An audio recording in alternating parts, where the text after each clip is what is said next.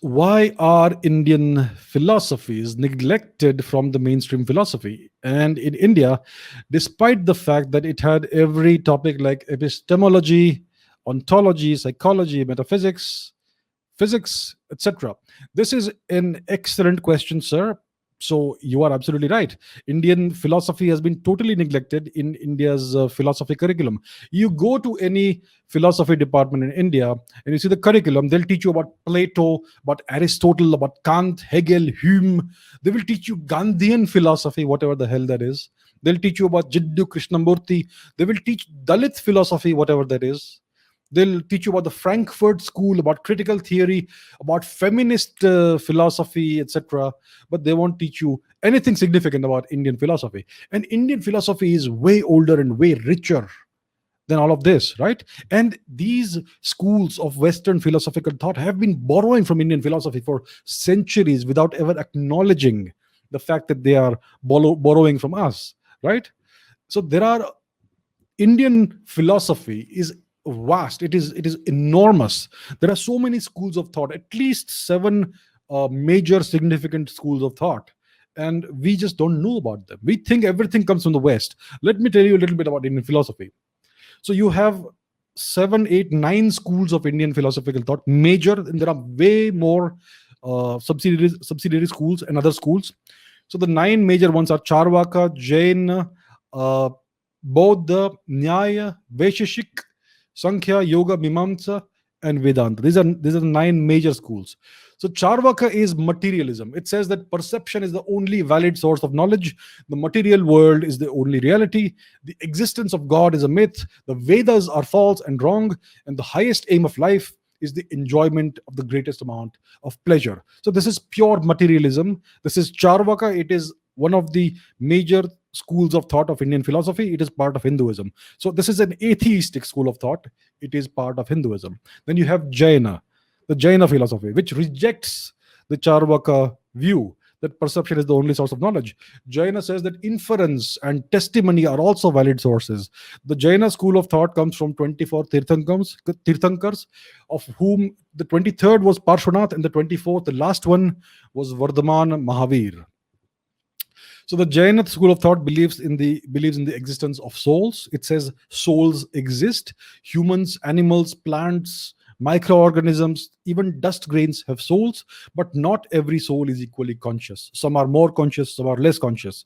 And according to the Jaina school of thought, the aim of existence is of liberation by removing all the accumulated karmas of the different incarnations by following the teachings of the Tirthankars, the liberated saints. And the Jaina school also is an atheistic school of thought because it rejects the existence of God. Then you have Bauddha philosophy. Bauddha philosophy is about the four noble truths. Number one, there is misery in life. Number two, there is a cause of misery. Number three, there is a cessation of misery. And number four, there is a path that leads to the cessation of misery. And this is the so-called the eightfold noble path of Buddhism. In Buddhism, the aim of existence is the cessation of misery, the cessation of the cycle of rebirths. It is to attain enlightenment or nirvana. Then you have Nyaya, which is a school of thought that owes its existence to the great sage Gautama. This is a realistic philosophy based on logic. There are four separate sources of true knowledge: Pratyaksha, Anuman, Upaman, and Shabda. It says that the self, the Atma, is distinct from the mind and from the body. And again, the ultimate aim is the liberation of the soul. And Nyaya believes in the existence of God. Then you have Vaisheshik, which owes its origin to the great sage and scientist Kanada. So according to Vaisheshik, there are seven categories of substances, nine kinds of substances, four kinds of atoms, which are invisible, indestructible particles of matter. And therefore, the Vaisheshik school of philosophy is the first quantum theory.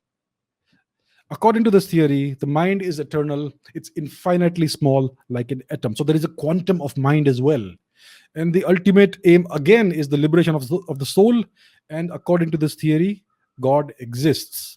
Then you have Sankhya, which is dualistic realism, which owes its existence to the sage Kapil. You have yoga, which owes its existence to Patanjali, right? You have Mimamsa, which owes its existence to Jaimini. It is based on the Vedas, which is again an atheistic school of thought, right? It says that whatever the Vedas command one to perform is dharma, and what they forbid is wrong. It says the soul is immortal and eternal, but there is no supreme soul or creator God. It says that the law of karma is the autonomous, natural, and moral law that rules the world. And finally, you have Vedanta, which arises from the Upanishads. It's considered to be the culmination of Vedic thought. According to Vedanta, there is a supreme person who permeates the entire universe and yet remains beyond the universe. So, as you can see, these are different models of the universe, these are different theories. These are uh, so detailed, and these are vast schools of thought. You can spend an entire lifetime just researching one, and that is the entirety of Indian philosophy, and there is much more beyond it. So it is incredible that Indian universities, colleges, etc., do not teach about this in any detail. There is some cursory reference to these things, but unfortunately none of this is taught in any detail. And in Indian philosophy, like I said, these are different models of the universe. These are different theories, proper theories, philosophical theories. Unfortunately, Indian philosophy stopped evolving 1000 years ago with the destruction of our great indigenous universities. And today, in India's modern colonized universities, they teach Western philosophy. So that's a great tragedy. I wish this were to change sometime soon.